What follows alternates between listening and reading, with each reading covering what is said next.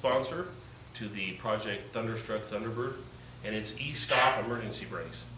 And I saw this product a few years ago and just fell in love with it because it can be put on your car while you're building it or after the car is completed, and you're really not going to have to be too invasive on the interior. You're going to put in one switch, run a couple of hot wires, you're done. And so it's great for those builders who put their stereo front staging in their kick panels. That would pretty much eliminate your emergency brake pedal, or the use of it at least. And this product here it's fine to eliminate that at this point because you're going to have just one switch on the dashboard. Okay, so what you're going to want to look for underneath your car is the emergency brake equalizer, and that could look like one of several little things, a little U-shaped band with the two emergency brake cables going into it and one coming out of it. It can look like the one we're going to work on today off the Thunderbird all comes to the driver's side of the car along the frame rail and pulls down the driver's side frame rail up to the parking brake pedal. So what you want to look for is the equalizer, and we're going to take that center cable that comes out of it. That's what you're going to run your E-Stopp to. We're going to locate where the best place for your E-Stopp is, and it's just a small unit. It's about 3 by 3, 18 inches long. You're going to find some place where it's well protected and that will pull to the equalizing connector equally. So you want to get it as close to center as possible so that it's pulling evenly on both cables and not just pulling to one side. So what we're going to do is we're going to find our location first. We're going to mount it, and the E-Stopp comes with the 4 holes are elongated. So what I would suggest is I would mount it centered in those holes, so where you have some adjustment front to back. That way you've got plenty of adjustment in either direction. So now that I've located where I'm going to put the E-Stopp unit itself, it looks like I'm going to have to build some brackets. So I'll just build a simple angle iron bracket or a sheet metal bracket. It could be mounted at the bottom of the floor of the vehicle. But in this case, for these circumstances, I'm going to build a couple of just 16 gauge brackets, plate brackets, mount them to the frame, and that's what we're going to mount our E-Stopp off of. So then what we'll do is we'll take our measurements, we'll lay out our connecting link, we'll cut our emergency brake centering cable to length, we'll crimp on a barrel lock, put it in the connector, put the end of the E-Stopp in the connector, and pretty much you're done with the installation on the frame or on the bottom of the body. That's as simple as it is. Then you're going to run 2 wires into the dash of the car somewhere. You'll need a hot wire for that and a ground. And all you're going to have in your car is one push button. You don't have to worry about levers, pedals, pull levers, the pulls under the dash. You're going to eliminate all of that at this point. Okay, so what I know about this particular car is that the body footwells fit down into the frame rails or lower than the frame rails. So I don't want to mount my E-Stopp any closer to that equalizer, because if I do, it would have to be mounted on the bottom of the body, which makes it vulnerable to curbs and speed bumps on a lower car. So, and this car is going to be low. So what I don't want to do is I don't want to mount it someplace where it's vulnerable, and I know that my footwells kick up a bit here, so I'm going to put it up in here so that it's protected almost all the way around. This is where I'm going to locate it, because it will be easy to bring the wires right up through the kick panel, through the floor, and be right there on the left-hand side of the steering column where the emergency brake release would always be.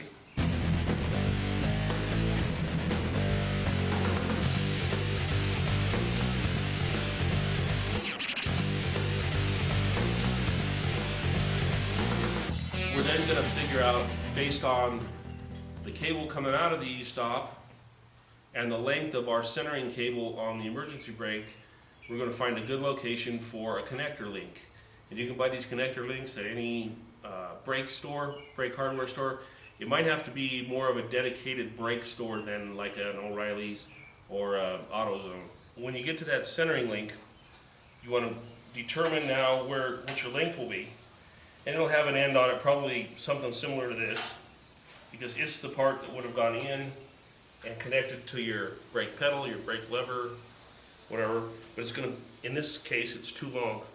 So what we want to do is we want to cut it to length. And what I did is I cut it a 1/2 inch longer than the E-Stopp unit. And just to be on the safe side. Now remember, this side of our unit is all adjustable with the adjustment here and also the adjustment here. But I want to get it as close as possible because inside our little coupler, there's not a whole lot of room. What I did is I cut off the end of the cable at length and then got just a little package of these little ferrule nut stops. You can buy these at Lowe's, Home Depot, any place like that. 1/8 inch ferrule nut stops. Cut it to length and then crimp on you can get by with just one stop. I usually like to use 2 just to be on the safe side. Crimp them on good and tight. Slide one end into your connector. Now, you're going to take up the slack. My E-Stopp is slid all to one side. So I'm going to take up the slack to where it's nice and tight. And I want to tighten it there. Now, if I needed to move it, I have an adjustment here that I can tighten it up.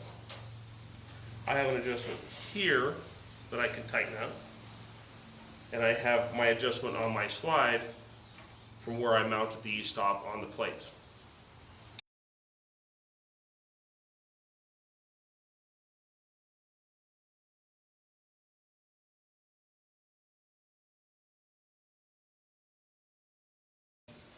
One of the best features of the E-Stopp, besides the fact that it's simple to install, doesn't invade on any finished interior area, is that it makes a great anti-theft device.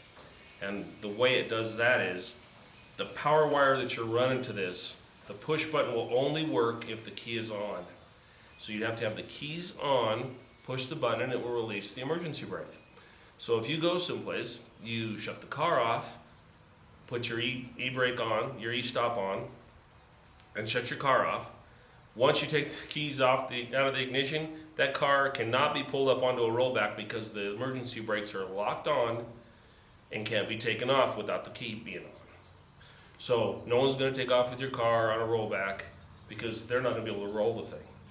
And I love that feature of it because there's not a lot of people who are going to think to look for this. And even if they do, they're not going to know how to get past it.